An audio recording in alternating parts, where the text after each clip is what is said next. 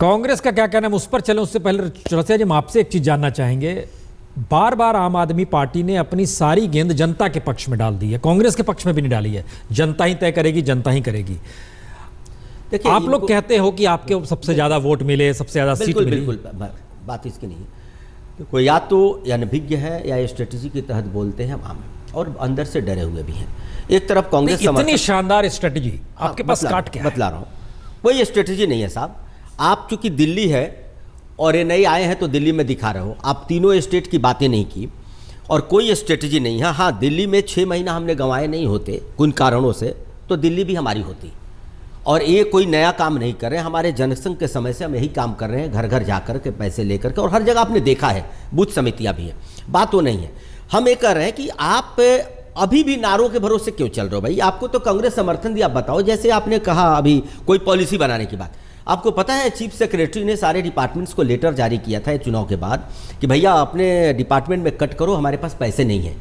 सारे डेवलपमेंट के काम रुके पड़े हैं, उस पर कोई बात नहीं हो रही है। अभी इनके बोल रहे थे कि कैसे बात होगी? हम एक चीज समझना चाह रहे हैं, आप बार बार अतीत और पारंपरिक परिस्थितियों में क्यों आ रहे हैं? आप अपने आप को बदलते क्यों नहीं है चौरसिया? इसलिए दिल्ली सरकार का जो बजट है, सरकार का बजट, इसको दिमाग में रख लीजिए। बिल्कुल। और दिल्ली में जितने निजी सेक्टर और प्राइवेट सेक्टर काम कर रहे हैं, उनका जो बजट है वो बजट दिल्ली से बड़ा है। उसमें एनडीएमसी का भी बजट जोड़ दीजिए, उससे भी बड़ा है। आप मतलब समझ रहे हैं कितना पैसा है दिल्ली के भीतर में, और दिल्ली में कैसे लोग काम कर रहे हैं, कौन सी सत्ता चल रही है। सरकार से पावरफुल क्यों कॉर्पोरेट और प्राइवेट सेक्टर है, ये इकोनॉमी बतलाती है। आप जो एनडीएमसी की बात कर रहे हैं, एनडीएमसी तो सेंट्रल गवर्नमेंट के अंडर है। अरे जनाब, हम आपको खाली ये बताना चाह रहे हैं कि इस देश में संविधान के तहत जिस लोकतंत्र का राग आप लोग गाते हैं, वो दरअसल झूठा और फरेब हो गया इस दौर में।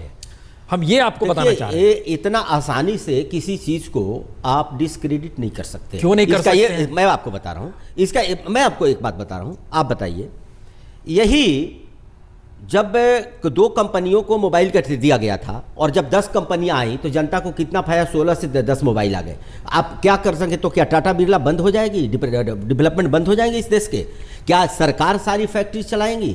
सरकार करेगी। मैं यकीनन चलाना चाहिए। मैं सहमत एक बात पर, यकीनन चलाना चाहिए। आपने 9 रत्न जब बेचना शुरू हुआ, डिसइन्वेस्टमेंट शुरू हुआ, तो बिल्कुल मनमोहन सिंह लकीर खींचते हैं और यशवंत सिन्हा उस लकीर को ट्रैक टू कह के आगे बढ़ा देते हैं। क्या मजाक बना रखा था? सरकार क्यों नहीं काम कर सकती है? मैंने पहले आपको बोला कि कुछ चीजें हैं जो बुनियादी जरूरत है जनता के लिए, वो तो सरकार को करनी चाहिए। बुनियादी पानी है, जो पानी है, बिजली है। सुन लीजिए, अब आप कह रहे हैं सबसे ज्यादा घोटाला सुन लीजिए कहां पर होता है। हेल्थ सेक्टर जो जरूरत है, बिल्कुल। एजुकेशन जो जरूरत है, जो बिजली जरूरत है, जो पानी जो जरूरत है, रोजगार के नाम पर बहलाना। इस दौर में प्रणब मुखर्जी ने आखिरी बजट जो पेश करते करते कहा 1 करोड़ नौकरियां देंगे। आपको जान के हैरत होगी, इस देश में 25 लाख नौकरी भी इस दौर में नहीं निकल पाई। हम ये बता रहे हैं, धोखा फरेब हर जगह रहा। पहली बार ये बात, अभी पता नहीं है ये पंडोरा बॉक्स किस रूप में सफल होगा, हम ये नहीं कह रहे हैं। हम खाली ये कह रहे हैं, इसने एक इंगित कर दिया है, एक दिशा तय कर दी है। क्या होगा देश का भविष्य? क्या ऐसे ही चलेगा? मैं यही तो चीज आपको बता रहा हूं, आप फिर नहीं समझ रहे हैं। तो आप सिर्फ दिल्ली को एग्जाम्पल मान लिया ना, बाकी प्रदेशों को नहीं देखे। दिल्ली को एग्जाम्पल मान लीजिए। हाँ, बाकी प्रदेश को आप नहीं देखे, बाकी प्रदेशों में हो रहे हैं। जैसे एक छोटा उदाहरण आपको देता हूं।